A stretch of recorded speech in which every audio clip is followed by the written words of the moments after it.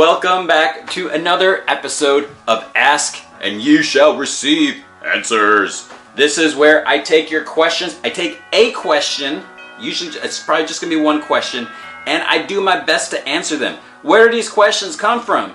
They come from the Ask G-Man video thread on the general forums on Comic Vine. Sometimes I will also take questions on Twitter. You can @reply me, G-Man from Heck. Use the hashtag AskGman. If I don't answer your questions here, since I'm limiting this to just one question, there is the really cool second podcast on Comic Vine, the Invincibly Supermassive Comic Book Podcast of Stuff. So I'll also be answering your questions there. So ask your questions, they'll either be answered here or there, or in your underwear somewhere, they'll get answered. Today's question comes from, you may have heard this name probably like every single week. This is from Curspace T. So I always give Curspace T a hard time because he always asks like a million questions. So that's good. Questions are good. That's the whole point is, if I don't have questions, this is what the video is going to be like.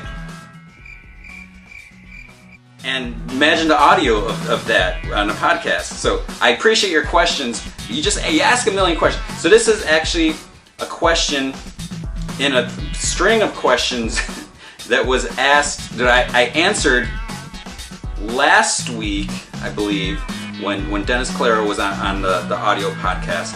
So I decided to take that one question, that one of many questions, and I'm going to actually, I don't know if I'm going to really be able to answer it here. I don't know if I'm going to really be able to have a good answer, but this is a good topic, something that needs to be brought up, something that needs to be addressed.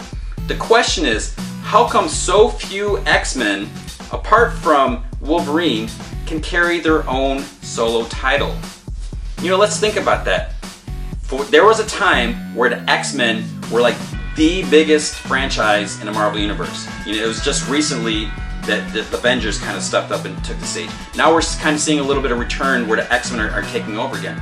But when you look at all the different X-Men related books, most of them are team books. You know, they've always been team books. Very, very few are solo books. So yeah, Wolverine has his own book.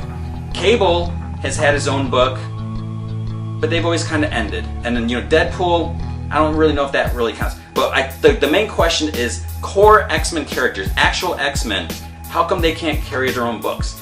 We have a new Gambit series. It seems like it's kind of getting mediocre responses. You know, the recent issue, I think people enjoyed more than some of the previous ones. But if you look at, you know, Gambit did have a series before. Gambit was like, he was the Skippy in the jar, or whatever that saying goes. Everyone liked Gambit. Even though he had, you know, purple outfit and he had the trench coat, everyone thought Gambit was cool. I still think Gambit's cool. But when you look back at that series, actually I think he had a couple. I know he had some miniseries. There's one series, it just got kind of crazy where there's like this Gambit from another or alternate universe, and he was like, he had these sun powers, and it was just weird, and it's just like, what's going on? This isn't Gambit, what's going on? But then when you think about Gambit, he's just a thief.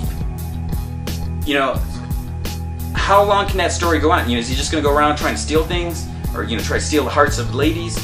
So that series, obviously, it didn't last. It didn't continue. I think it went to like maybe 30 issues, if that. You look at other characters. Rogue has had, I don't even think she had a regular series. I think it was just like a 12-issue miniseries maybe. And I'm trying to think about that. I remember the covers, they had kind of like these like really fancy, not really painted covers, but really nice covers. Didn't look like what was inside and all that. We've seen that, that's a different story. I couldn't even tell you what happened in those issues. Was there any big defining moment that happened in that series? Probably not. Storm is like one of the definitive, you know, how many people love Storm? You know, she's got like an army of fans that follow her. She had a recent miniseries, like what, Worlds Apart or something like that? What happened in that miniseries? I couldn't tell you. I don't even know if I ended up reading the whole miniseries.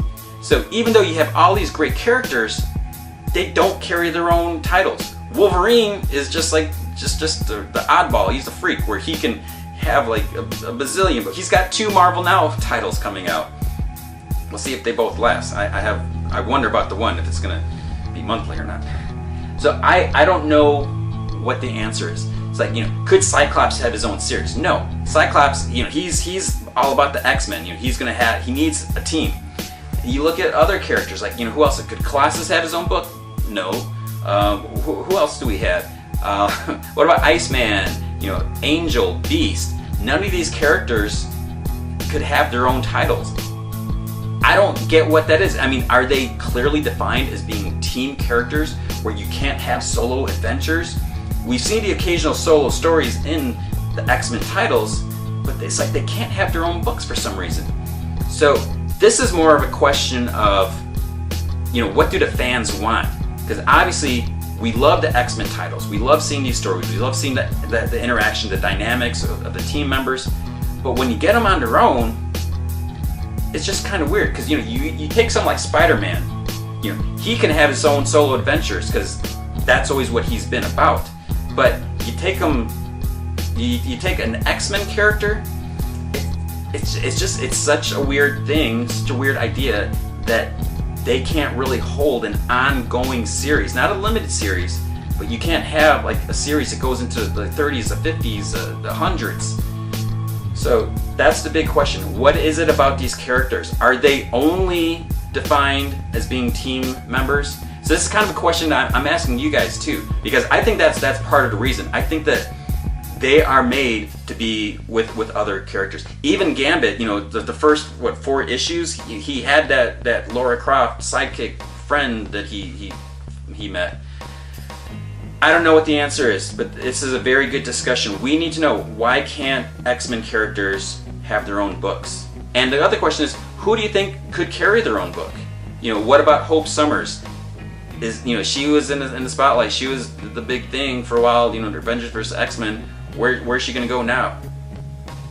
So I don't know who could carry their own book, who would be interesting enough, or do they always need to be in a team? So that is a question for this week. And this is a question, I need your guys' input on this too, because I don't know what it is about them, that they're just, I'm starting to repeat myself now, they're only defined as being team players. But that's crazy, because you should be able to take any character and write a good solo story if you're a good writer. And I'm not saying people that have tried are not good writers, but something should happen. Instead of getting a million X-Men books, why not get a solo book? So focus more on a character. That is a question. So thanks for watching. Keep asking your questions. I apologize if that answer wasn't good enough, but this is something that we need to discuss. We need to think about this. Something needs to be done. So keep asking your questions on the Ask G-Man video forum thread, in the general forums, and on Twitter, at G-Man from Heck. Hashtag, I'm not a hashtag, hashtag Ask G-Man. Listen to the podcast, the invincibly supermassive comic book podcast of stuff, and I will talk to you either on video or in your ears very soon.